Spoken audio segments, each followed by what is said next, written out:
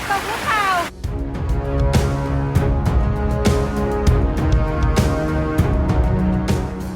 ที่นี่ฟ้าร้องดังด้วยนะ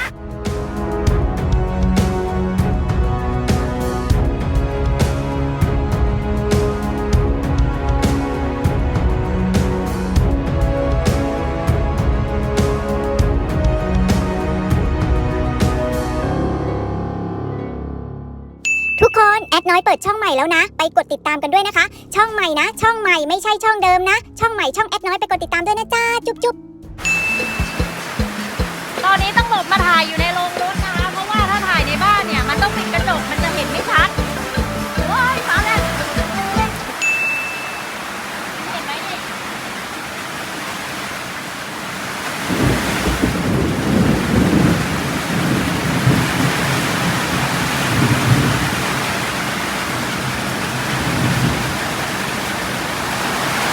โอ้ยดูลมนี่ตอนนี้เราออกมาข้างนอกตรงนี้แล้วนะคะ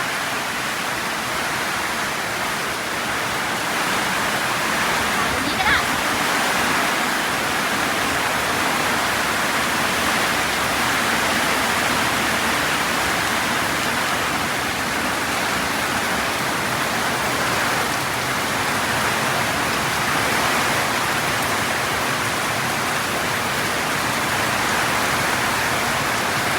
ตอนนี้ฝนตกหนักมากๆเลยนะคะ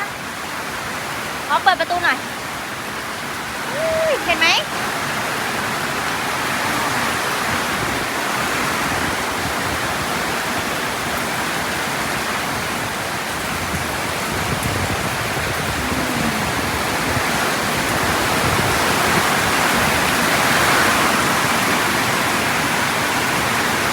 โอ้ยตอนนี้ฝนสาดมากๆเลย อันนี้เป็นหลังคาที่ทำใหม่นะคะหลังคากันแดดเนาะจอดชั่วคราวกันแดดนะคะ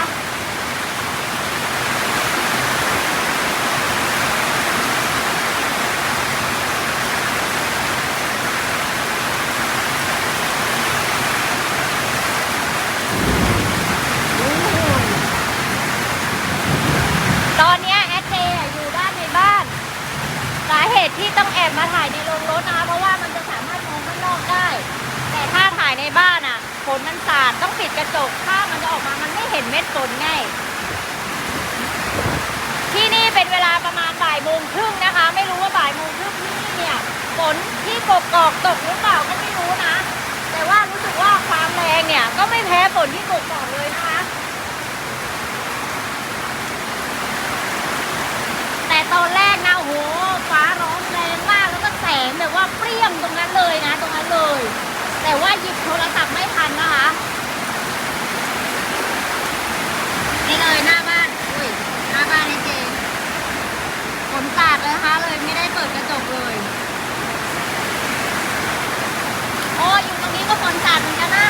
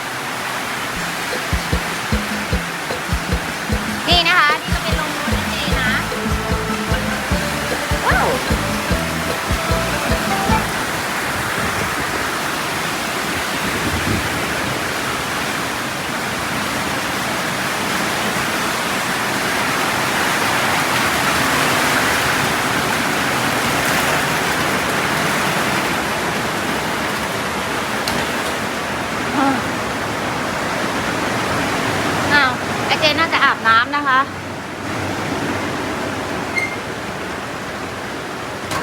เจน่าจะอาบน้ำอยู่นะคะบ่ายโมงครึ่งเพิ่งจะอาบน้ำนะคะนี่แหละทีมงานเที่ยงธรรมเห็นไหมพอเข้ามาในบ้านปุ๊บอะเสียงมันจะเบาเลยเพราะว่ามันปิดกระจกหมดเลยนะคะเดี๋ยวลองเปิดกระจกหน่อยนึงอ๋อฝนยังสาดอยู่นะนี่เลย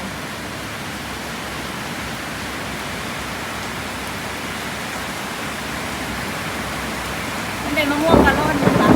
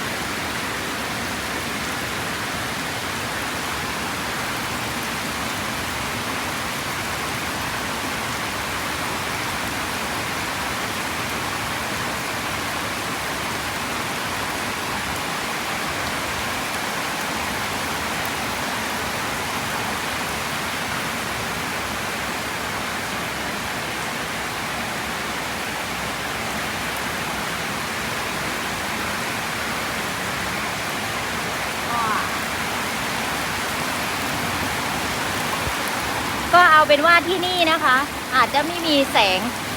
งปาฏิหาริย์แสงสะท้อนหรือว่าพ่อปู่ปาริจิตให้ซูมนะคะ แต่ว่าก็ทำให้คิดถึงบรรยากาศที่กกอกนะคะ เพราะว่าตอนที่แอดอยู่ตอนที่แดกเดอร์อยู่เนี่ยก็เจอกับฝนแบบนี้เหมือนกันแล้วก็หาที่หลบกันแบบว่าสนุกสนานเลยนะคะกับเพื่อนๆยูทูบเบอร์ที่สำคัญนะคะ หลังฝนตกเนี่ยก็จะมีแสงสวยๆนะคะ หลังเสียงพ่อปู่ปาริจิตโอ้ยตอนนี้ฝนสาดเข้ามาแล้วนะคะเดี๋ยวขอปิดคลิปก่อนแล้วกันนะคะ อย่ามาแล้ว